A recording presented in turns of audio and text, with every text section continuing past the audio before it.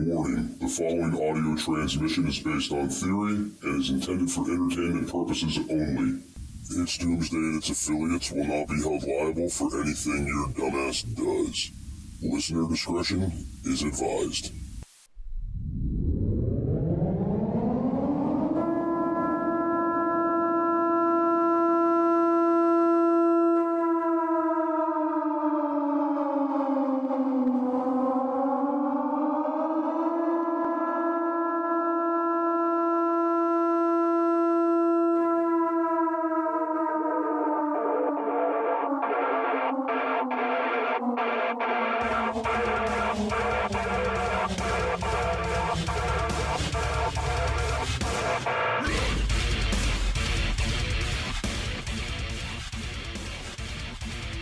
Welcome everybody to its Doomsday podcast. Today is Sunday, May 5th. Time is 15:22. The email, it's doomsdaypodcast@gmail.com. I got some updates for you guys. First thing is prep stuff. 2 campsites left. Get them while you can. For more information, go to www.prepstuff.net. I'm not going to beat up this whole there being 2 campsites left for much longer because they're going to go. Right, but, I just want to make sure that you, the listener, know what the status is of these, okay? So moving on from that, any episode from the show that is not labeled Prepper Podcast in the beginning is now going to cost 99 cents to download and listen to. I believe that's what it's going to be, is 99 cents. The firm reason why is ReadyWise has been an affiliate of ours for a long time now. Our code has been canceled by ReadyWise, so we are basically advertising for them for free on the show. The new code is Doom10TEN. So all these past episodes that have ReadyWise's ad embedded within them are driving traffic to their website, and we're not getting any reward for it. Now, before you say, well, Jester, that's not right. What are you talking about? Well, okay, somebody took our code. They put it out there on some discount code website, so ReadyWise canceled our code. This really rubs me the wrong way because our code did approximately $40,000 in sales last year. Whoa, right? Whoa. So they are now getting that traffic for free, and I don't think that's right. The only way for me to counteract this and not totally screw everybody over is to simply make those episodes cost 99 cents. If you really want to go back and listen to something, pay the freaking dollar and go back and listen to it. I don't want this information to come down and not be available, but I also don't want them to be getting all these random people coming to the website who aren't staying informed, because you get a lot of new people into this show that see like, oh, here's an episode about bug out bags, or here's an episode about EMP, or here's an episode about this one particular conflict, or here's how to prep if you live in an apartment. They see one of these episodes, and that's the first one they download. That's the first one they listen to, not realizing that, hey, that code's no good, and we just drove them to that website. And now they're on there getting that free, they're over there, they're getting that free traffic, and there's nothing that we get out of it. So that's not fair.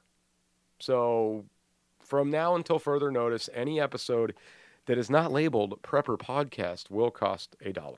I've been pre-planning this for a while, too, waiting on ReadyWise to kind of pull the trigger and fix this situation and make it right, since, I don't know, we did $40,000 in sales for them, but so far they haven't.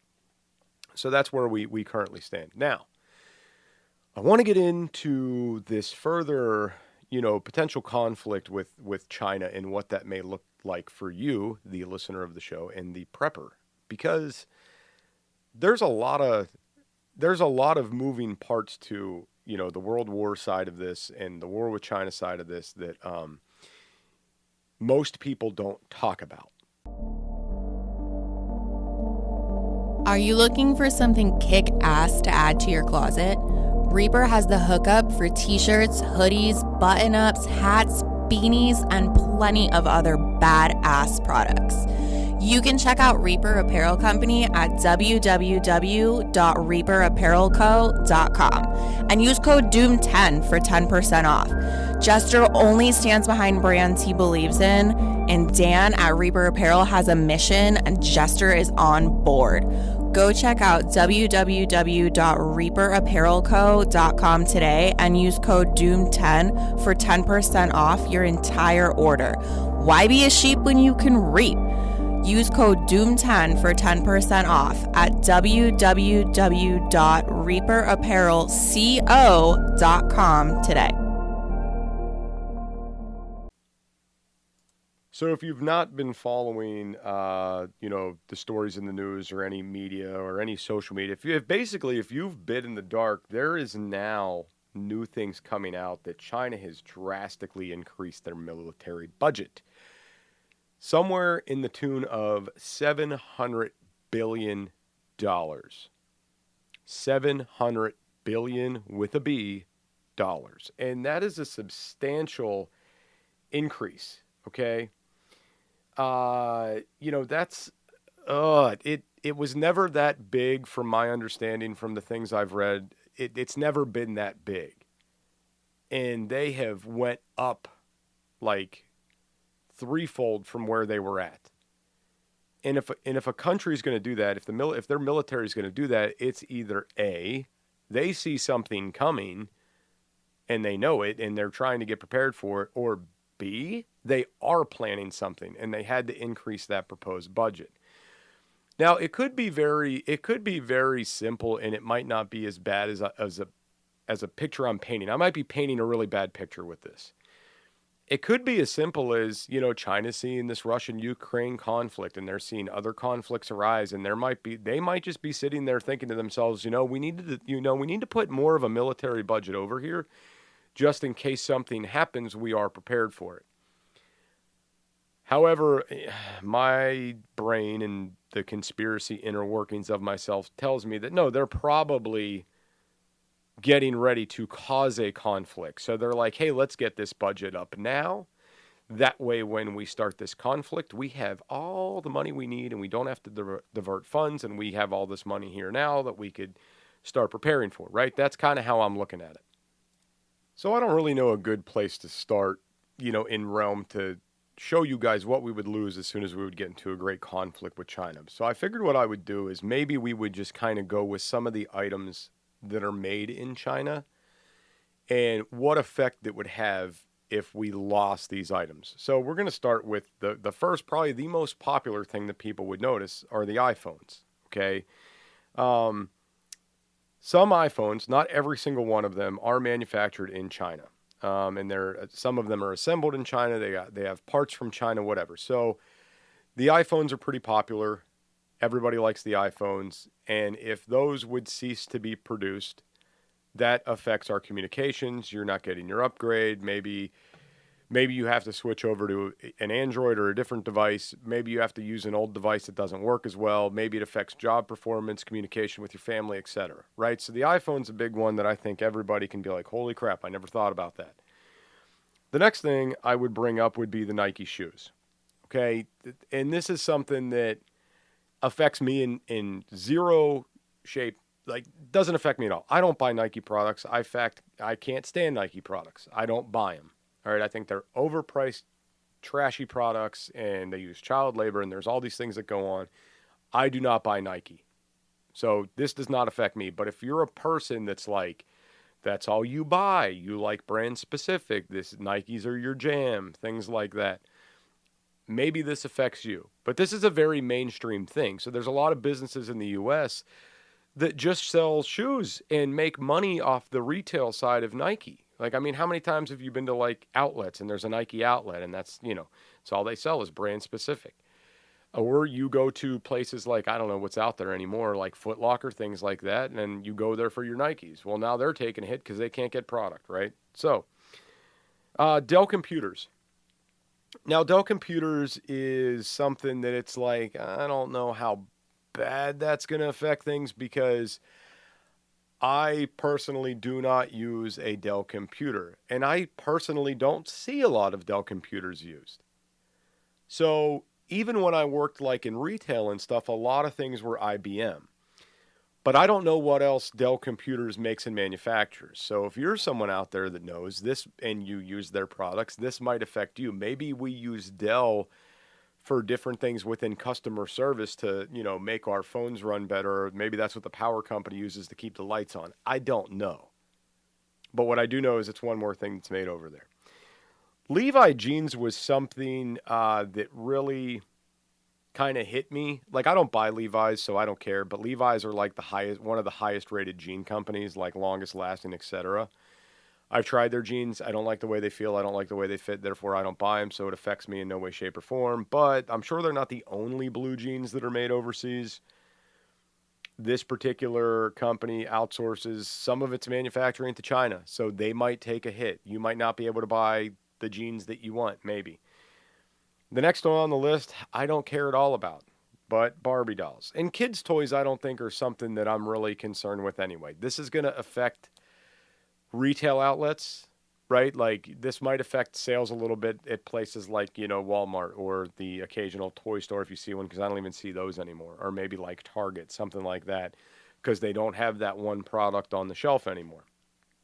And, I mean, yeah, it sucks the kids won't get the Barbie doll they want for Christmas or whatever, but at the end of the day, this is not like a make or break thing for me. The next thing on the list here, and I have one of these, is a KitchenAid mixer. Okay, and I could honestly live my life without a KitchenAid mixer, but this is something that you might not see on the shelves anymore.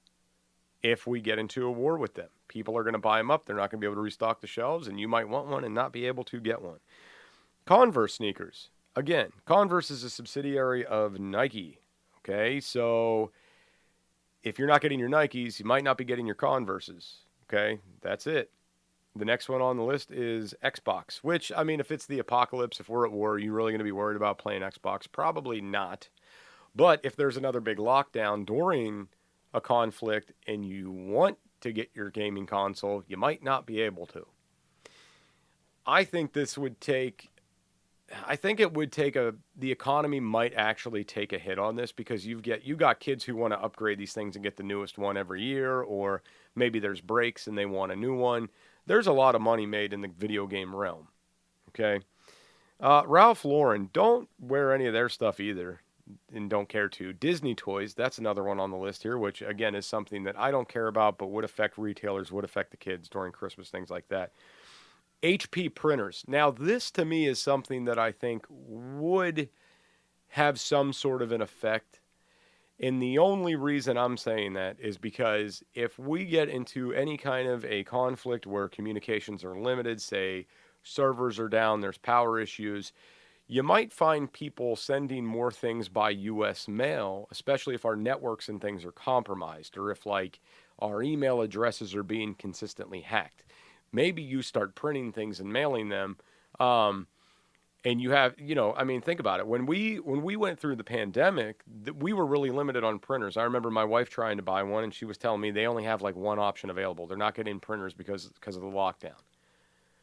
So if we stop getting these products entirely, that's going to suck. Like, we're maybe going to need these printers. Ray-Bans, something I don't care about, but I thought it was really interesting that some of the Ray-Bans are made over there. I wasn't expecting this. American Tourister luggage, don't really care about that. Don't think that's a big thing here. Gap clothing, again, retailers will take a hit. Not going to affect you too much. MAC Cosmetics. Okay, this is something, the only reason I felt that it was interesting to bring this one up on the list is specifically because I know people that have bought MAC products like that was their favorite makeup. Okay? Fire is one of the most basic essentials for survival. Whether you're camping, hiking, or preparing for disaster, Blackbeard has your six. Go to www.blackbeardfire.com and utilize code DoomsDay for 10% off your entire purchase. Blackbeard offers stormproof matches, plasma arc lighters, fire starters, and ferro rods, all of which are great for your bug out bag. Once again, go to www.blackbeardfire.com and utilize code DOOMSDAY for 10% off your entire purchase.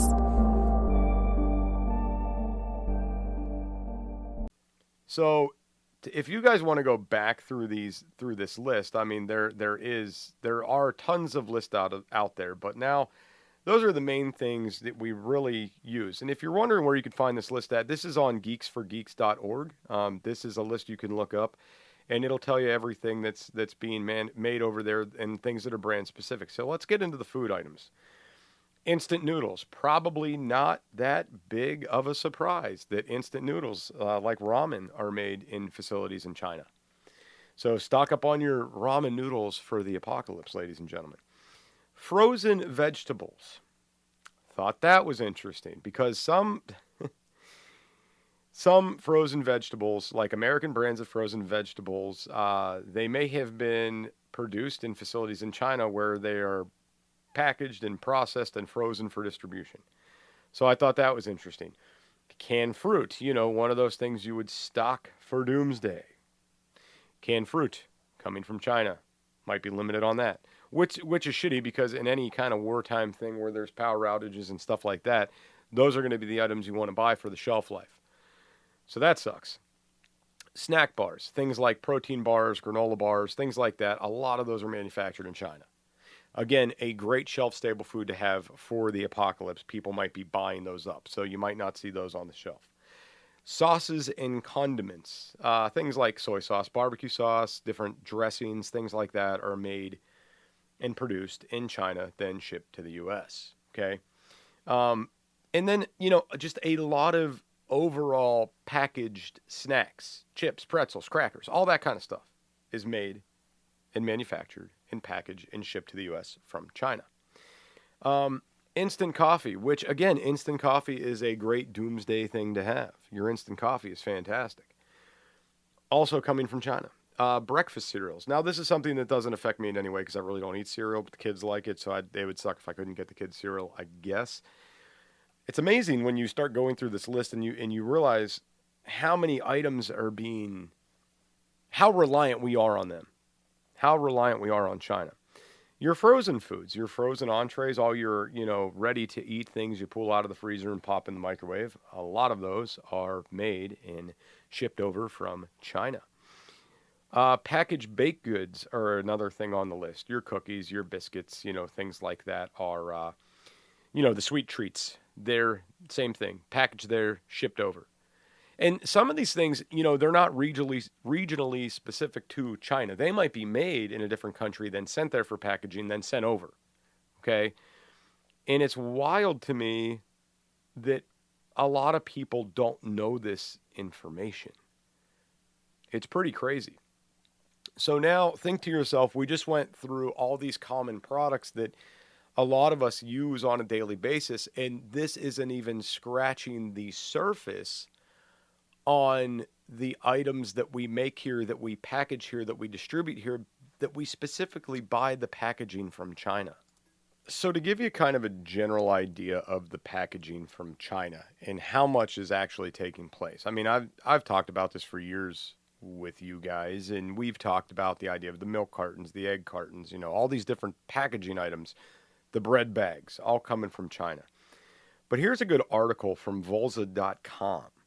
Okay, so the United States the import data from the plastic packaging from China stood at 211.2 thousand, imported by 9,980 U.S. importers. So that's basically the companies getting this packaging. Okay, and it's pretty wild. I mean, go back and look through this article, and it has more of a breakdown. I don't think that there's a sufficient amount of data out there to suggest this, because you do have these. See, the problem we have with this, ladies and gentlemen, is that now you have all these independent companies, like these small mom and pop shops that have access to the internet and can make and manufacture a product and order the packaging and have it sent over. So these aren't some big retailer who's like putting their records out there for the world to see. And there's thousands of these little businesses across the nation. So to give you an example, you might have a guy that makes freeze-dried food products and puts them in Mylar bags. And those Mylar bags might be ordered from China. You might have somebody that makes soap and candles, and they buy their shrink wrap from these things from Chinese manufacturers because it's so cheap. Okay, excuse me, I had a welding company for years that I talked about, from time to time on the show. And there was a weird one-off Chinese loophole company that I would order my welding wire through because it was really good wire and I got a really good rate. And if I ordered so many of these in bulk, I would get like dollars off per spool. So it made sense for me. Hey, I'm down to my last 2 spools. Let's put an order in for 10 because I'm going to save so much money on these. It just makes sense to order them from them. And the quality with this is really good. Okay. But it's, to go through the list, I mean, it's a lot of plastic products, and this is what kills me. So we're just going to kind of briefly go through this. So any type of packaging plastic materials coming from them, speaker plastic, the rolling materials for the plastics. You've got plastic tray, like the plastic trays that things go in. You have things like straws, Halloween products like the masks in the totes that your candy or the bags that your candy goes in, things like that. The plastic toys are insane. How many plastic toys are coming from them as well? You're having like your big plastic bags, like the pallet style plastic bags. You're having those come over for like, building products, stuff like that. You're having your plastic planters for your vegetable gardens and stuff coming from them. Things like mixing bowls, like, that you would use to mix food and eat your cereal out of, all those bowls are coming from them. You're having tons of cartons. I mean, tons of different cartons, and not just cartons for food, but cartons for toys, cartons for meds, anything like that. You're having, and also your motor parts in your vehicles, the plastic components in your vehicles are coming from them. Swimming pools, guys, your swimming pools that you buy, like the little pop-up swimming pools, are coming from them. Any kind of like plastic pumping systems are somehow coming from them as well, whether it's like you're buying a new paint gun. If you're buying a new paint gun to say, paint your house with, you're buying like the plastic one from Harbor Freight or whatever, could be coming from China, along with like maybe water pumps, plastic water pumps you may buy are coming from them. Like you buy the stupid little solar pump from Amazon to circulate the water in your pond, something like that coming from them. And like little things you wouldn't think about, like your plastic beads for, necklaces and stuff like that, like different jewelry items is coming from them. The list is insane, guys. I mean, you could go down through this forever and just have your mind blown. I mean, you got to think everything in your home, from trash bags to the car you're driving, there's a hand in this somewhere from China. Okay? And that's what's wild. And we ourselves did this. We did this. And this is how we did this. We did this because we got it in our heads that plastic manufacturing was extremely bad for the environment. And everybody got on board and agreed with that. So what did they do? Let's send it overseas where we can't see it. Let's let a country that doesn't have the regulations, that we have, do this manufacturing and get this done. And I know you're kind of thinking, well, Dooms, look, man, like a lot of people can like live without these things and we could figure out a way around it. Well, you know who can't? The guy that frequents McDonald's, 2-3 times a day because he doesn't cook. And that's where he buys stuff at. And McDonald's is like, yeah, we haven't got our nuggets because there's no packaging to ship them in. Or no, we can't give you a burger because we don't have the packaging to put it in. Or no, we didn't get our oil for our fryer because, again, it comes in this packaging that we can't get. Or we can't give you that Coca-Cola because we're out of cups and straws because we never got these shipments. So this is like a systematic design to where all these big corporations that keep the country running have decided that they are going to rely on this foreign nation for everything that we have. And then when they pull the plug, this entire country gets shut down. Is it making sense now why, these products it's such a big deal that all these are made overseas, and if there's a conflict, how bad it's going to affect us? When this conflict with Russia and Ukraine started, What did this administration do? You can no longer get your Russian vodka. That was the only thing that affected me because I like Russian vodka. Everything else, not really.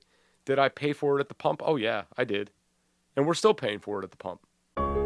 Want to be a guest on the show? Email it's doomsdaypodcast@gmail.com. That's it's doomsdaypodcast@gmail.com. So, you don't think for a second if China says, we're at war with the U.S., we're cutting them off, we're no longer sending products there. Eventually, we will get our shit together and we will retool. Say that 5 times fast. We will retool. Yeah, say that. But the thing is, it's going to take a while. There's going to be a process there. And here's the thing that's crazy. You don't think about these things until they actually happen, but hypothetical scenario. The grid goes down. We can't pump water to your house. You're on city water. We're not getting new water bottles from China to be able to give people cases of water. Your tap is not working at your house. What do? Do you lay down and die because you can't get proper hydration? Yes, you absolutely do. That's exactly what happens. If your tap is not working and you cannot get water and we run out of bottled water to pass out to citizens and distribute, then what happens? You can't magically turn that water on your own. We're like so many people out there are not on a well or not on a cistern or not doing rain collection. If there's no power, we can't pump water. If we can't pump water, you're screwed. And I know what you're thinking. Well, Dooms, there's water towers out there that provide that pressure. Oh, yeah, there is. But they have to get the water up into those towers, and that requires power. So once it's depleted, what happens? If you have good emergency management planners in your area, they might have a contingency plan for this, say backup generators. They might have some kind of mechanical pumping systems in place to where it's like, hey, you know, we have our electric generators that run these pumps, but we also have PTO systems that will pump this water to where we fire up these PTO engines and it starts these pumps and we get those towers refilled again. Maybe they have something like that in place, but you still need fuel and different things to run these. So again, it's not the hiccup of being off the grid. It's not the hiccup of the water's no longer being pumped to your house. Yes, that'll all suck. The big hiccup here is we don't make and manufacture these bottles here. Therefore, we cannot fill the bottles with water to distribute throughout cities or towns or wherever. We can't do it. We are very limited in that capacity. So what's on the shelves will get distributed, it'll get used up, and then you're out. You're done. It's over. That's it. And then what you will have happen is you will have people saving soda bottles and going to different places to refill their water until they essentially, you know, run out of gas or it becomes too big of a headache or something just catastrophically goes wrong. You can't leave your house and you don't have water. And that's why I'm so adamant with the water with you guys all the time. Have filtration, have rain collection, have something set up. Have that figured out, because it's not just about bathing. It's not just about washing the dog. It's not just about, you know, being able to cook with that water. It's you physically need to drink water to survive. Like, you have to do that. And if you don't, you are screwed. And no one's taking that into account. That is one big thing here, guys. That's what myself, in order to prepare for this, and that's what we need to get to. How do we prepare for this? How do we do that? Do a rainwater collection system if you haven't already. This is not very hard to do, ladies and gentlemen. If you got a gutter system on your house, you could divert that gutter system into a vessel to collect that water. If you have filtration, you are good to go. If you've got some bleach laying around, 8 drops per gallon, ladies and gentlemen, you are good to go. That's it. That simple. Unless they start producing some kind of crazy chemical acid rain, we'll be okay. If you're on a well, having a backup power system to run that well is fantastic. Do that. If you're near a creek or a stream or whatever and you can collect that water and it is not compromised, if it's still safe to drink, great, awesome, you're in good shape. I personally, and some people can get on board with this, other people can't. I like to buy the glass containers, like the glass jugs for water collection, and I know they're bigger and they're heavier and things like this, but I prefer the glass. I could easily see through it to see if there's bacteria in there. I could see if it needs washed out. I could see in there. I could see if the water's starting to get a green tint to it. I can see that. I like that. If I drop it, it's going to break. But I'll tell you what, if you have a 1 gallon water container and if it drops while it's full, it's probably going to break too. The likelihood of the plastic breaking as opposed to the glass I get is there's less likelihood of that, and I understand that. But at the end of the day, I like the glass containers. But I'm also the type of person, I will just go down to the creek and I will get a 5 gallon bucket of water and I will bring it back to the house and I will filter it and put it in cups or do whatever I need to do to make sure everybody's getting enough water to drink. Yep. The other way to prepare for this, and I've stated this on the show multiple times, go out there, do the research into the products you use the most. If you come to find out that these are specifically in Chinese packaging and this conflict starts, I'm not saying to go out there right now. Like say that you need to take a certain vitamin every day because it makes you feel really good. Like say you take a B complex and you're like, this makes me feel really good. You don't need to go out and buy every B complex on the shelf and stock it. But if this conflict starts, you might want to get that off the shelf before everybody else does. Because when this conflict starts, they might be worried about bread and meat and eggs and things like that, cheese, whatnot. They might not be thinking B complex, but you listen to this show, and now you're thinking B complex. I need that B complex to feel my best. And I still want to feel my best if shit's hitting the fan. So as other people are running around like chickens with their heads cut off, buying up these different things, you could say to yourself, well, the only thing I really need to get for myself is the B complex. Nobody else knows to buy that because it's coming in that packaging. You've done the research. You know that, so you're buying it up. Am I getting through to anybody, ladies and gentlemen? I freaking hope I am. Anyway. That's about all we got. A random update. Blackbeard Firestarters is supposed to be coming on the show here relatively soon. I don't know how far we are out from that. And ladies and gentlemen, this show might be stale for a little while now that I'm doing most of this on my own. Okay? I'll be bringing in guests from time to time, but if you haven't noticed lately, I no longer have a co-host for the show. That's all. Until the next time, ladies and gentlemen, stay safe, do your research, fact check everything. We will see you guys on the next It's Doomsday.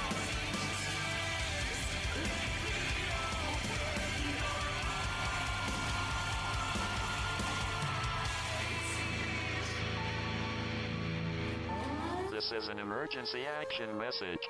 At approximately 1 a.m. Eastern Daylight Time, NORAD is tracking 15 ICBM nuclear missiles inbound to the following cities: Orlando, Miami, Pittsburgh, Dover, Newark, Richland, Philadelphia, New York City, Baltimore, Los Angeles, Las Vegas, Boston, Seattle, Detroit. This is an extremely deadly situation.